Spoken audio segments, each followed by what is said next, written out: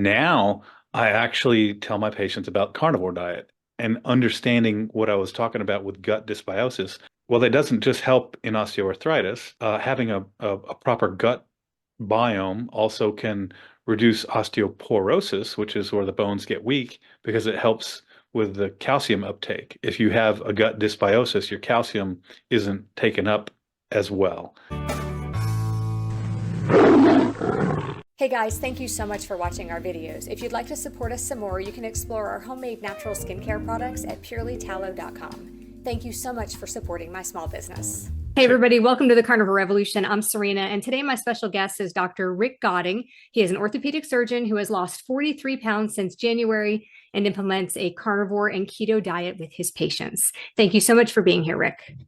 Well, thank you very much. I appreciate the opportunity. Absolutely. So I know you just started a YouTube channel, and we'll talk about that in a little while, but I'd like to start with people's stories. If you could just start with where you were as far as health and weight goes and how you ended up here. Sure. So my whole life has been a struggle of being obese and then not being obese. And there's obesity in my family. My brother had a gastric bypass. He then later passed in his early 50s from a gastrointestinal cancer. My dad was obese and had diabetes the last probably 20, 25 years of his life. I was actually on the Atkins diet when I was about 12, maybe 13, somewhere in there, because I had gotten obese. And that was my first kind of foray into losing weight and then getting off track and then getting obese again and then losing weight. Kind of, so I wrestled in high school, so that kept it off through the rest of high school. And then in college, it was up and down, and medical school up and down. I've done everything you can imagine. The Zone, P90X, Body for Life. I've done them all. Same. But I've, yeah, right. Body for Life is really impressive. Anybody who's still doing that like 6 years later, man, my hats are off to those Good people because program. it really is Yeah. if you can do it. Yeah. It's just a lot. I mean, so. So I'd had a lot of luck with low carb and even getting ketogenic. And over the last 5 years, so when I turned 50, I just turned 54. So when I turned 50, I said, all right, I need to get in shape and I really want to look good and feel good. So I bought an e-mountain bike because I had mountain biked when I was younger. So I was riding a lot, I was lifting a lot, I was kind of low carb during the week and then would go off course on the weekends. And if I'm cooking for my kids and I'm making them cheesesteaks, I Mhm. might have one bun, right? Not a whole bun, but like a half, but then Mhm. eat a bunch of the meat and cheese. And I was just going up and down and up and down, and I just wasn't doing well. And in that time frame, I didn't know that I had sleep apnea, which is of course related to obesity and aging and Mhm. all that. So I finally heard my wife tell me how much I snore and went in and got the CPAP and I started to feel a lot better.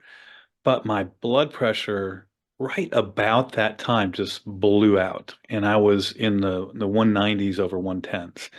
So then I started on one medicine and then I started on another medicine and then I doubled that medicine and I couldn't get it down. And I, you know, I was meeting the qualifications for metabolic syndrome, right? So metabolic syndrome, for the listeners who don't know, it's a fasting blood glucose. It's certain numbers. I'm not going to just go over the numbers, but what it is fasting blood glucose, blood pressure, waist size or body mass index depends, triglycerides and HDL. Ironically, LDL is not on that list, but that's a whole different subject. But But so I had metabolic syndrome. I'm sitting there at 53. This is last quarter of last year.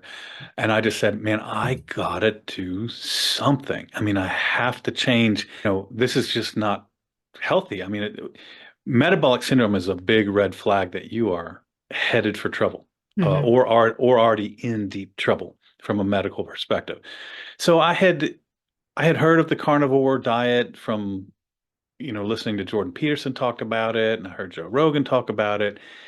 And then I started kind of looking into it, and I listened to a lot of Dr. Barry, Mhm. and and then I just broke up my physiology books and bought some new books and started really just cranking it out.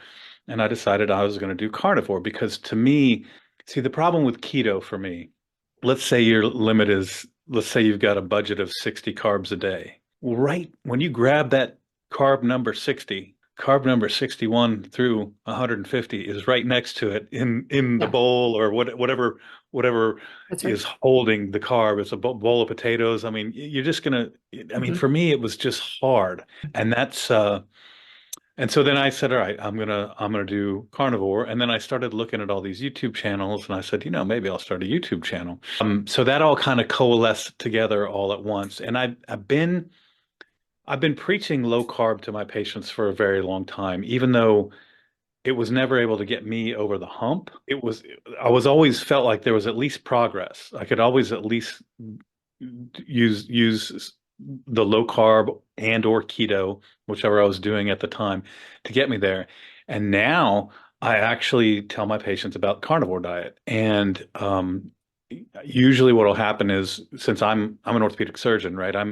I'm seeing the patient because they have something else happening. And so I'm using that as an opportunity not to do what I was taught, which was laser focusing on the knee of this patient and, you know, offer them an injection and some anti-inflammatory medications, tell them to lose some weight and see them back. And so I now use all of my patient interactions with people who are obese as a point of contact to say, hey, listen. And a lot of them can see it. They walk in and say, oh gosh, doc, you look different. Like, yeah, I lost 40 right in the zone of 40 pounds. So someday it's 43, someday it's 37, excuse me, more or less 40. But at the same time, I've also gained some weight lifting strength, some strength, because I know in the gym that I'm lifting heavier. So now I it's transformed everything I'm doing to such an extent that I really believe. So I'm 54.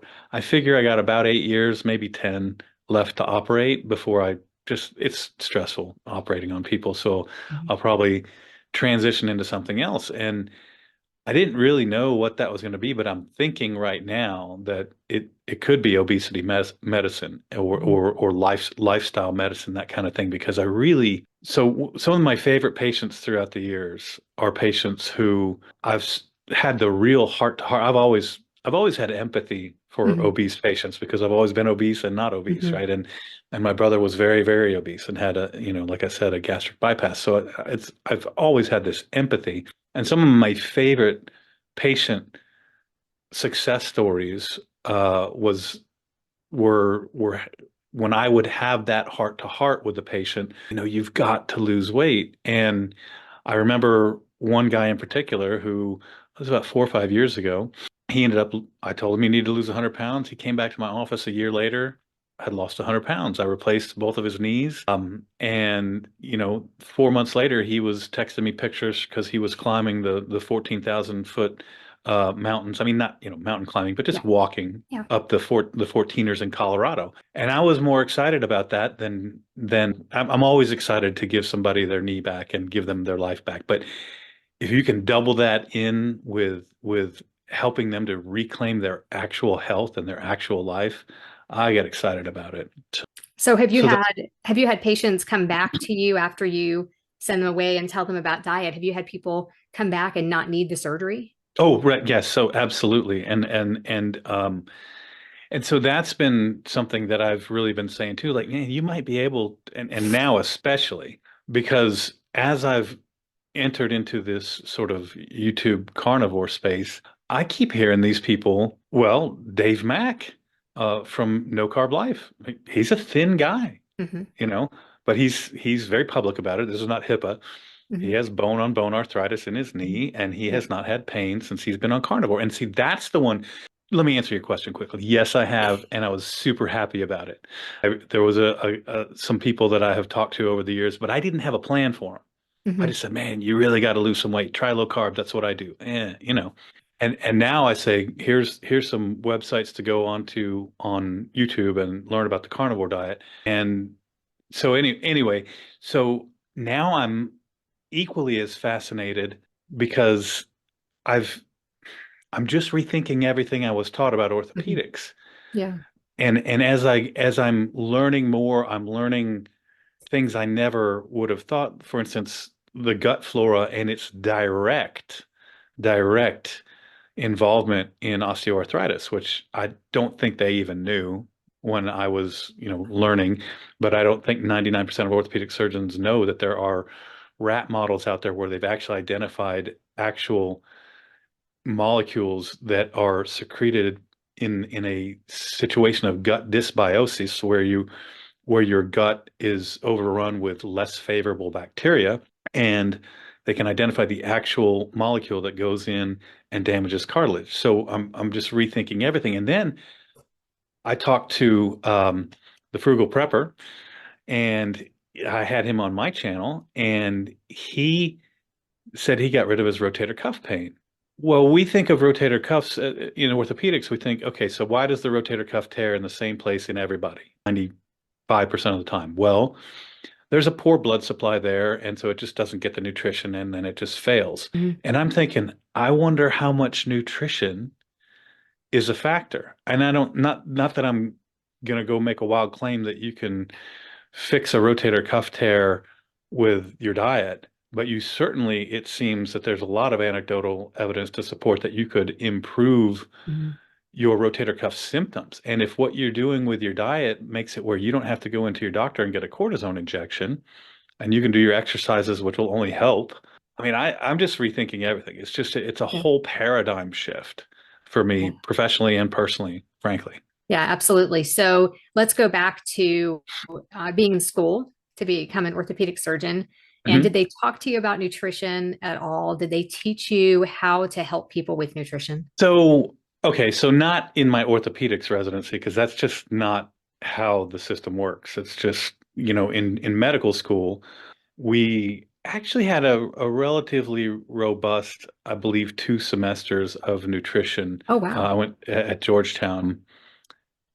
But again, it was party line nutrition, right? Yeah. It was right as the food pyramid had just come Mhm. out, and it was just party line nutrition. And when you're in medical school, you don't recognize how come I'm learning all these brand names of medicines, and you would learn the generic names too, but you know, I mean, it didn't really dawn on you until later, like, wow, the whole thing is funded Yeah. and controlled by the pharmaceutical industry and the insurance industry. And I mean, to some extent, that's just going to happen. And Mhm. there's no perfect system, but the system that we have right now is set up in a way that there's an inordinate amount of influence coming from the pharmaceutical industry. Well, nutrition is the same thing. Yeah. Is that, all of, I shouldn't say all of, but most times when I hear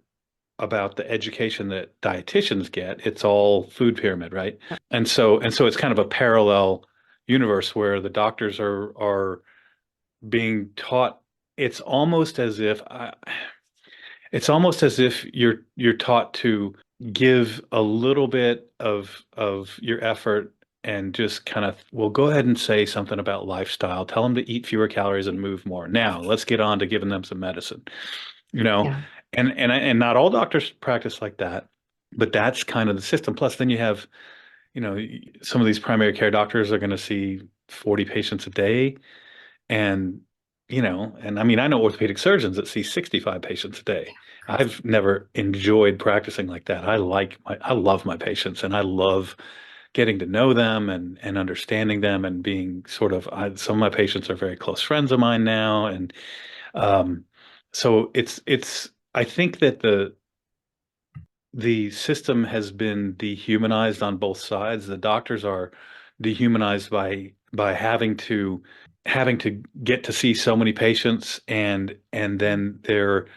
their autonomy is destroyed by the paperwork and the fact that you have to get to the next patient. And then a lot of the on the primary care side, well, how many patients do you have that are pre-diabetic? Okay, well, how many of them are on metformin? And so you start to get a scorecard. Yeah. How many of your patients have a high LDL cholesterol? How many of them are on statins?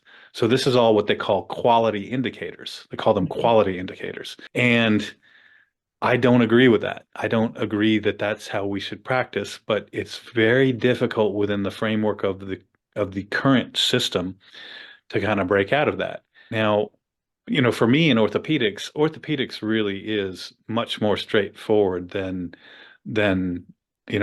a lot of areas. I mean, if you come into me, well, it's getting less straightforward for me too. Okay. But yeah, I mean, if you come in and your ankle's broken, we're going to operate on it. Okay. There's no amount of eating meat that's going to put your bone back together. It's just not going to happen. Right.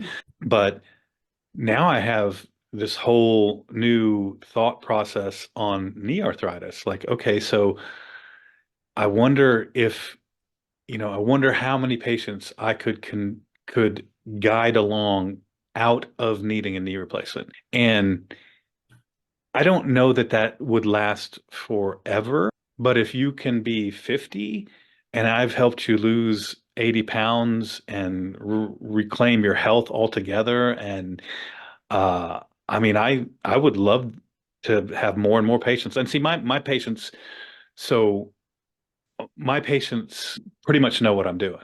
I mean, there's no. I talk to all my patients all the time about this stuff and about nutrition, and I've actually incorporated, with going back to the idea of using metabolic health principles in my practice and understanding what I was talking about with gut dysbiosis. Well, that doesn't just help in osteoarthritis. Having a proper gut biome also can reduce osteoporosis, which is where the bones get weak, because it helps with the calcium uptake. If you have a gut dysbiosis, your calcium isn't taken up as well. Also, it's been shown around surgery to have all kinds of benefits. If you have a healthy gut and you have a lot of these two particular bacteria, lactobacillus and bifidobacterium, although there's multiple different subtypes of those, but if you're robust in those, you have less mental fog after surgery, you have fewer infections, you have all kinds of stuff. So my patients, when they come in, I have them on probiotics for their surgery, and I have them take essential amino acids. The essential amino acids are the 9 amino acids that you cannot manufacture metabolically in your body, whereas the other 11 you can make them from different pieces. But these you have to eat. So I have my patients on that because people, especially people that are elderly, um, need more protein. You need more protein as you get older, not less. And so I have basically almost all the patients that come into my office get on probiotics and essential amino acids and get at least a little bit of a talk about what I'm doing. And I don't want to push.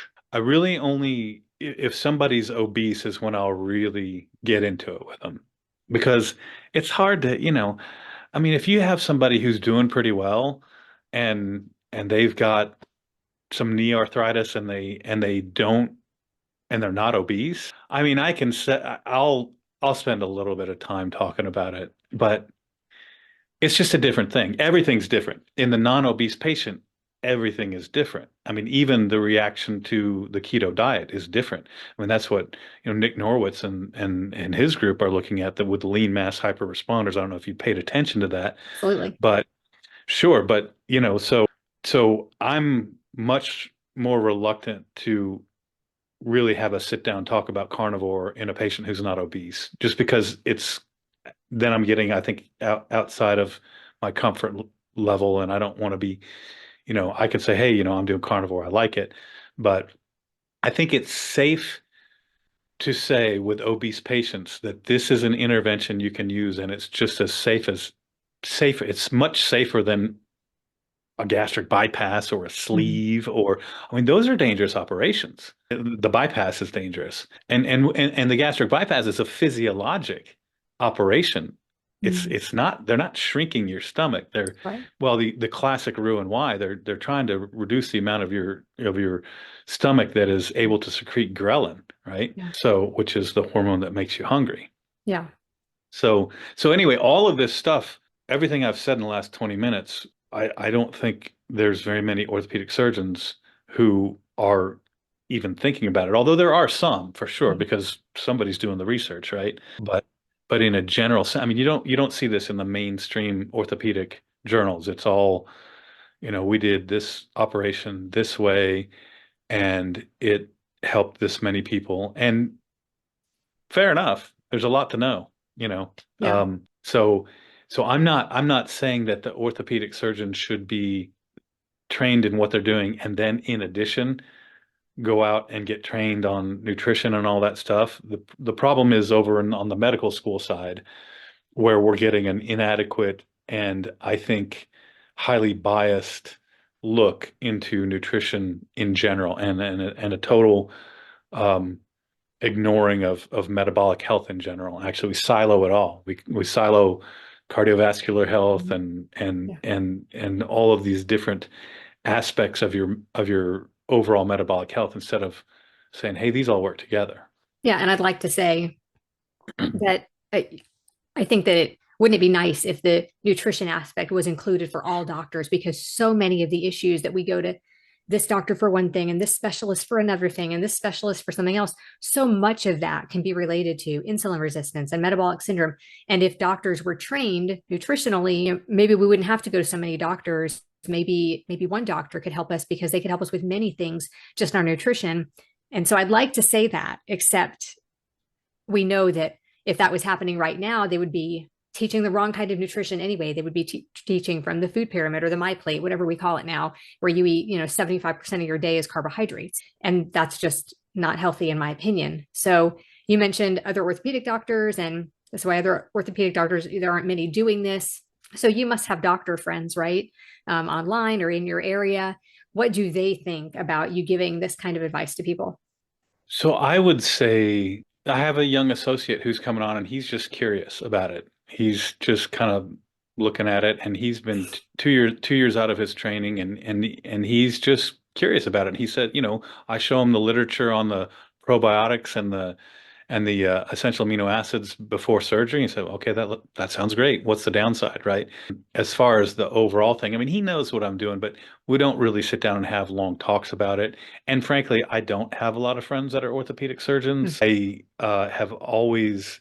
I spent the first 10 years of my career on the island of Kauai, and I was the only orthopedic surgeon at that hospital. And the orthopedic surgeon at the other hospital only saw me as competition, and we were Yeah. friendly, but we certainly were not friends. And then, since I've gotten to Iowa, it's been basically the same thing. I've been pretty much the only person at the hospital. Mhm. That's why I'm excited to bring a young guy on. But so yeah, so I don't really see a lot of orthopedic surgeons to really have those conversations. Do you keep a But check on your patients? Like if you recommend carnivore or low carb or keto kind of diet to them, do you kind of keep a check on them, like make sure they're having their blood work done and make sure they're seeing their primary doctor? so if I tell somebody, if I say, look, if you're going to do the carnivore diet, I mean, if you're really going to do it, you should involve your doctor. Okay. And because it's not my place to be looking at their lipid profile. And I do think um someday it will be, I hope, but I got a long time to go before I'm really feeling qualified to do that on an actual professional level. And it's interesting that it brings up something. It brings up, one of the next videos I'm going to do on my channel is I want to throw up a caution flag about the LDL cholesterol because I'm afraid I see too many people saying something very close to don't worry about LDL, you're fine, Yeah. no matter what the number is. And I think Mhm. that's highly irresponsible because everybody's an individual. I mean, I think that's something that I think resonates in the carnivore community. Well, hey, I'm not like that person, right? Well, it goes both ways because if you have a high, or a strong family history of having cardiovascular disease, you better not say, well, I saw Dr. So and so on YouTube. He said, or Mhm. she said, don't worry about your LDL cholesterol. So I want to draw people into the message of caution on that. These are complex issues. It's not simple. And I believe for me, what I think of right now is I think the carnivore diet is an intervention. It may be that it's an intervention that keeps on forever for lots of people, but we don't have any data to support that right now. We really don't know. And we have very bright people trying to work those things out. But right now, I don't think it's responsible to say, well, it doesn't matter if your LDL cholesterol is 400, that I just don't think that's responsible. And I think that I would caution people to involve their doctor. And I would also say, if you have a doctor who says the carnivore diet, that's terrible, that's stupid, send them onto your channel and other channels and just tell them, just watch 10, watch 5 minutes of 10 of those stories, and Hmm. then tell me that you think there's nothing to it. So it's interesting how powerful YouTube is in the mix. It's definitely a powerful part of the mix. And but if your doctor can look at that and say, "Oh, well, there's still no data," and maybe find another doctor, maybe find a doctor who is empathetic and really has your best interests at heart and is more worried about your well-being than anything else, than their scorecard on how many patients they have on statins or anything else. Hmm. You want a doctor who cares deeply about you and is willing to take a little bit of extra time to listen to what you had to say. And I have found personally no pushback from any primary care doctors that I have talked to about obese patients going on the carnivore diet. Everyone I've talked to is like, hey, It's amazing. whatever, if you can get 100 pounds off that patient, awesome. We'll worry about Yeah. the rest later. Yeah. Do you ever have patients who you tell them to go on a keto or a carnivore diet and they like say no and just do the surgery? Oh, sure, of course. I They just mean, don't want to deal with it. right. I mean, and I will tell you, and there are a lot of my patients who I say carnivore, and they just say, I would just really rather nail my toe to the floor. Like I would approach somebody if they asked me, if they said, well, you should go vegan. Well, I would rather nail my toe to the floor than go vegan. And so I understand that there are people who would rather nail their toe to the floor than become a carnivore. And I don't Mhm. push that. And if Yeah. that's what they say, I'm just like, well, okay, so hope you can find something else. But maybe you could try keto, Yeah. even though it's a lot more, it's much more complicated and much more difficult.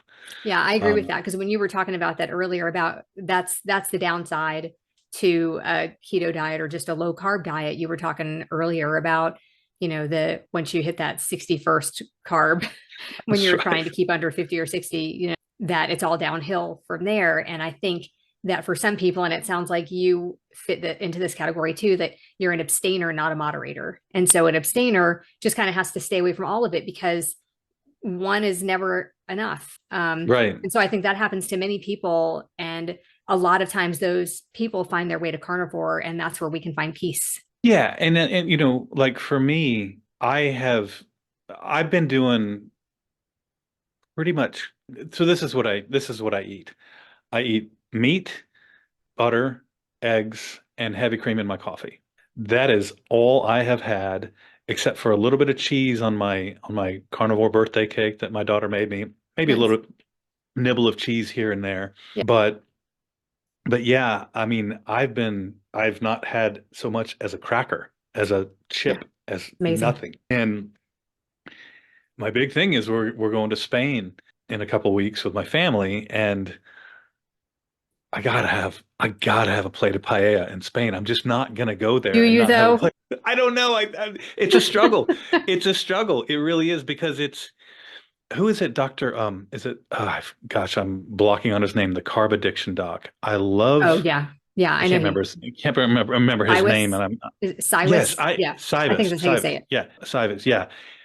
What that when he started when I saw him pop up on my feed as you do, I said, that's it. Carbs are addictive. And Absolutely. it never occurred to me. Yeah. And whether you want to use the term allergic or addicted, I think addicted is a better term I do because, too. and every time I bring that up to a patient who is obese, I'm like, you're addicted to carbohydrates. They're like, yes. Yes. And Yeah. it's because they do that on purpose. It's because the Oh, scientists right. find the bliss point. For people who don't know, Right. the bliss point is the exact right amount of sugar, salt, and fat that keeps you coming back for more. They know you can't eat just one, and that's why that's their slogan. Yeah. It's, there I was coming back from I did a I think my first video, one of my very first, maybe it was my third video. I went to New York on my 1 year or one month carniversary, right? And New Mhm. York, I was just kind of like, here's my tour through Manhattan and Mhm. Long Island, where there's bagels and pizza on every Yeah. corner, just kind of. But I was coming back through the airport, and there's all this terrible food, and the brand is legally addictive. Mhm. That's what it's called. Oh, the brand. Oh, The brand is called oh legally gosh. addictive. And I'm like, man, they're not even hiding it. It's like, No. and they're telling you, and people are going, oh, that's addictive. Yeah, Oh, it's full of sugar. Let me grab that. And that's yeah, where we are. And it and is. it's just so disturbing. And I can tell you that you can't go back in life. But Yeah. I'm so sad that I didn't raise my kids differently from a nutrition perspective. And they're teenagers, and Same here. every sleepover they go to, there's boba, and Hmm. they go, and God, they go to this place called I don't remember the name of it, Hyper. So they go buy energy drinks at a place called Hyper. Like that's what we need them to be, more hyper, right? I mean, the whole I thing know. is just Yeah, and it's hard. processed foods is everybody's first choice, and it's because they can't help it. You really have to, most people, I think, have to cut it out entirely to be able to not eat it anymore. Like it's like an alcoholic. You can't give an alcoholic just one drink. They can't moderate it. You can't give a drug addict just a little bit of cocaine or they want more. And I feel like it's the same way with a lot of us. If you're a carb or a sugar addict, it's so hard to get past that. Now, I can do like the sweetened electrolytes now. And I Mhm. don't really have a problem. They don't seem like they trigger me or make me crave other things. But I know a lot of people that can't even have the flavored electrolytes because they have stevia in it and that will trigger them and make them want other things. It's just super Really? addictive. Yeah, I mean, for sure. And I mean, and I appreciate your concern, because I know that you look at me and you say, "Man, one plate of paella," and the next thing you know, you're stuffing your face with baguettes all night. That's right. Um, and there, it's one of those things though, where when I am on this side and I don't want to do anything, and so also for me, I've never made the claim that I was going to go carnivore and stay carnivore the rest of my Right. life. Mhm. What I said was, I'm going to go 6 months carnivore, Uh-huh. and I said it to myself. I said it on my channel. Well, now that I'm 5 months in and I'm feeling really good and looking a lot better, I mean, you know, I'm going to do another 6 months. I'm going to do a 6 month lab check, and then Mhm. I'm going to do another 6 months of carnivore. So I don't know where it goes from there. Maybe I cycle from carnivore to ketovore Mhm. to Yeah. maybe a little bit of paleo, although I think that's pushing it. But I mean, I started out and I was like, all right, I'm doing this, and now, if I ever lose a little bit of momentum, I turn on Dante's channel. Sorry, it's just, his before and after is like, that's me before, and I'm Yeah. hoping me after, Dante Ferrigno. Right. So, he's just shredded, right? I mean, Yeah. and that's if I ever think to myself, well, I'm good enough as it is, I always turn on his channel. And that's what's interesting about YouTube is I didn't know. I never watched YouTube before all this. I Uh-huh. mean, every once in a while, I guess there were a few. Yeah, I would watch some lectures sometimes, but it didn't. It was always sort of out in the ether. And now it's like it to me, there's just so many conversations and things actually happening, Yeah. people getting together and collaborating on scientific studies because they Yeah. met on YouTube, and Yeah. that's really amazing. Interesting. Yeah. So let me ask you, you said you never planned on being on the carnivore diet forever. Is that just because you don't really want to eat like this for the rest of your life, or you don't think it's necessary? Are you concerned about long-term effects? So I'm gonna check my labs, Yep. um, and see what happens. I Mhm. I don't think I'm gonna be a lean mass hyper responder, because I'm not. And I understand that lean mass hyperresponder is actually your HDL, triglycerides, and LDL. It's really not your lean mass. They just noticed that everybody that has this Right. profile. But um, I'm guessing, based on the meta-analysis that Nick Norwitz and those guys did, that people with class 2 obesity who go on keto diets don't actually blow their LDL out. So to answer your question, I'm at the point now where I don't miss pizza, which is Right. basically like a heroin addict saying I don't miss heroin. I mean, I loved pizza from the first time I met pizza. Yeah, same And here. And I'll tell you, even when I make carnivore pizza, I overeat it. I mean, there is some yeah. truth to we shouldn't be replacing the things. Mhm. Like when I make carnivore bread, I eat too much of it. When I make carnivore pizza, I eat too much of it.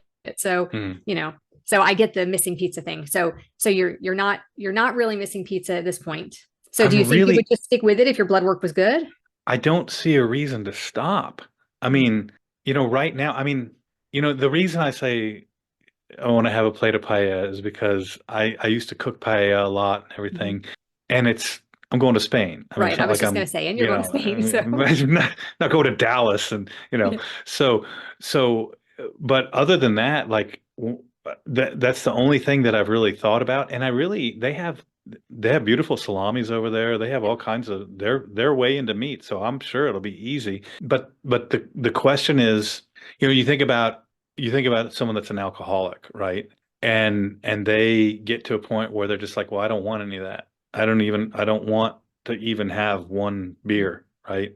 Ever because, and so it's kind of one of those things where you look at it and you're like, well, where does it go? Now, I don't think going ketovore and throwing some broccoli in and things like that would be the end of me. As long as I'm not doing mashed potatoes and baguettes and things, Right. of that nature. So I don't know. It's an experiment. I'm my own end of one experiment, That's right. but I could see. So I've said, well, I'll always have carnivore to get me back where I need to be if I go off track. But I could also see myself being like, hey, man, I'm carnivore. This is just how I roll. Yeah. I could very well end up that way. I'm not Yeah, and sure. I think for people who can get right back on track, having the paella in Spain isn't a big deal. I did that for Christmas and planned it 3 days in advance that or 2 days in advance that we were going out for Mexican. Mhm. Made myself, once I made that decision that on Christmas Eve night I was going out for Mexican and I was going to eat the chips and salsa with my family and I was going to enjoy it, all bets were off for the 2 days before that and the 2 or 3 days that followed. It was like I was buying boxes of chocolate covered cherries and eating the whole box. I mean, it was not pretty. Really? It was not pretty. And so, but if you can go and you can have that, then I think that's wonderful. We actually went last week. We had company in town and the kids started talking about our favorite Vietnamese restaurant and we hadn't been in a long time. About 8 months ago, we went as a family after church and it was a spur of the moment decision and I did it. I was able to eat my pad thai and come back home and not eat for the rest of the day. And the next morning have eggs for breakfast and just move on. And I thought, I wonder if I can do that again. Like he's made me steak and eggs before. He would make me something else if I asked him to, because it's a place we used to go all the time. And so we went in there and I got the pad thai and I got the spring roll. And I enjoyed every bite. It was delicious. And I was a little bit it was a little bit stuffed that evening, but I was able to drink a bunch of water, go to bed, and wake up the next morning and get right back on track. Something I never thought that I would have been able to do because I am an abstainer to the core. So it's interesting. I would like to get to a point where I could do that with other things. Like if my kids bake something, and I've heard Karen Miles say this before, that if her grandkids make cookies and they say, "Hey, grandma, here, try this," she's going to try it. And I have been kind of afraid to do that because Hmm. one bite of a cookie sometimes turns into 1,000 bites of cookies. And so I don't think that I'm at that point yet, but I would like to get to a point where if my kids or my future grandkids say to me, "Here, taste this," I can take one bite and then I can have my steak and be good. Like I think there's something to be said for that and not having it, kind of set you off and being there in the moment, like being in Spain and being able to eat Right, that one right. meal and enjoy it with your family and not feel bad about it and say, this was a gift. I was able to come to Spain with my family and enjoy that meal. So I didn't mean to give you a hard time. If you can do it, then by all means, you do that and get right back on track the next day. Well, I'm probably going to vlog the trip, so we'll see. You know, there's definitely everybody has their own path, Yes. and I'm in no hurry to throw any rocks in my path right now because so I said somewhere around 43 pounds was when it was like the lowest I had been on this diet. It was also the lightest I had been since college. Well, Awesome. since let's say since residency. And I know that I'm more muscly than I was the last time I was down. Because last time I was down, I had just left Hawaii and I did Ideal Protein. I don't know if you know about Ideal Protein. So I haven't heard of that one. Ideal Protein is a program, and it's effective. It's an intervention. So you basically eat three small snacks a day, and then you can have 12 ounces of meat at night. So it's almost like a low calorie carnivore. And it worked, but I was tired all the time, Sure. Yeah. as opposed to having energy all the time. Right. I was gaunt looking instead of Mhm. vibrant and Healthy. healthy Yeah. looking. So that was the last time I got down to this weight. And so now, I mean, I have my sights on like, not high school weight because I was too thin in high school because I was wrestling. But I mean, I want to look like Dante. I mean, frankly, Yeah. and Yeah. and feel like I feel, Yeah. He's done a lot of hard work. clearly. Yeah. And it didn't happen in, 6 months That's either. exactly. And but yeah, I mean, everybody has to figure out, like you said, how much of an abstainer they need to be. And Mhm. my daughter, my youngest daughter, she's going to be in ninth grade, and she loves to bake, and I just don't even nibble it. Yeah. And at some point, because it's such a self-esteem thing for her, I would like to get to the point where I can just take maybe half of a tiny little cookie and Mhm. eat it and say, man, that's really good.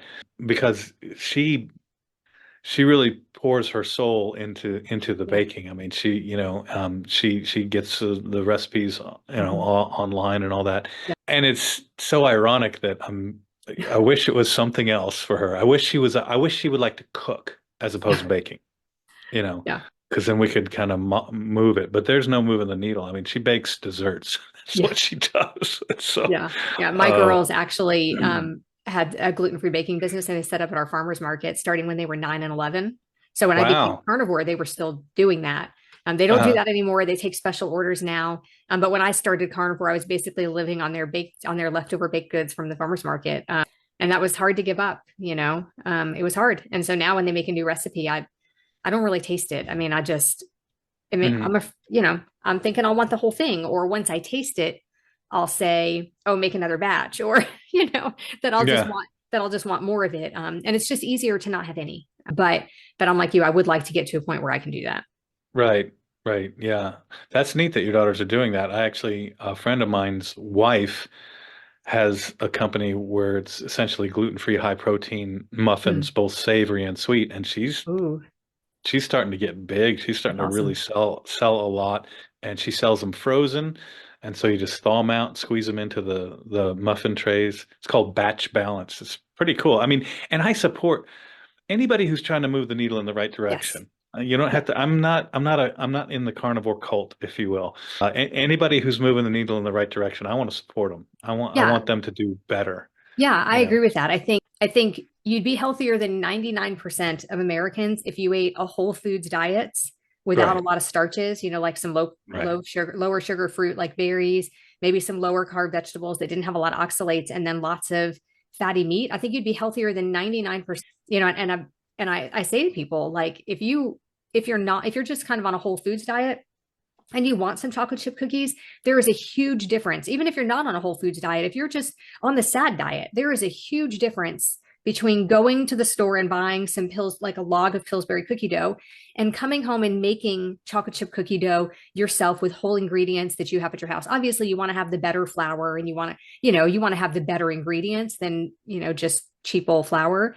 But there is Hmm. a huge difference, even with regular flour, in making those cookies at home versus buying the cookie dough already made and making those cookies. And so there are little changes that everybody can make that aren't going to cost a whole lot of money, and those changes add up and can make a difference in your life if you just stop eating all of the super processed foods. It could make a huge difference. For sure. I actually, when I was doing low carb and I was still kind of, I liked to bake bread, and my daughter liked to bake. So I haven't recently, but I need to get back to. There's a place called Sunrise Flour Mill in Minneapolis, Minnesota, and you read the story on the website, and the guy's like, I love to bake bread, but I was just having all these terrible inflammatory things. So I went back, and then, you learn the story that the wheat that we're eating in America is heavily modified, not necessarily genetically modified, but heavily Yes. modified from how it used to be. So he imports the old grains, the red fife and all that, and they Nice. sell that. And he said he was able to go back eating bread. So Hmm. yeah, anything that's moving the needle, I agree. And the people out there who can eat a whole foods diet and not get obese and your numbers look good and you can exercise and stay healthy, God bless you. I wish I was one of you. Yeah. I wish I was one of you. And Yeah. that's why, I get, I don't think there's a lot of terms that go around in the YouTube space that are just basically clickbait stuff and but I think everybody has a different tolerance for what they can have. And I don't think that you should say, you know, people should never eat plants and people should never eat this. I mean, you're trying to live too, right? And people are trying to live and have a good, time eating dinners and things like that. If I could be as healthy as some of my friends are and eat the way they ate, I would do it. I would. But I can't. So here Mm. we are Yeah. talking about whether or not I can have one little plate of paella when I go to Spain. Okay. So if you had one piece of advice for people, what would it be? I assume you mean regarding nutrition. Yeah.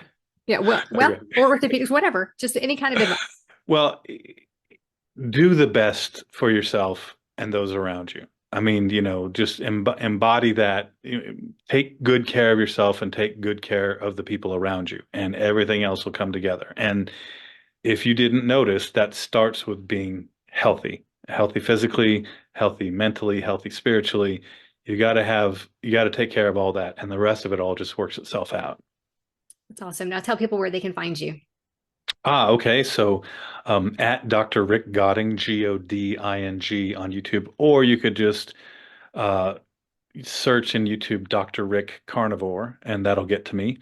If you just search Dr. Rick, it's going to go to the progressive commercials. But if you put Dr. Rick Carnivore or at Dr. Rick Godding with one D and one O, Goding, you'll get to me. Awesome. Thank you so much for being here. It was a real pleasure. Well, thank you so much for having me. It was a pleasure for me too. And thank you so much for watching. Be safe, be well, and I'll see you next time.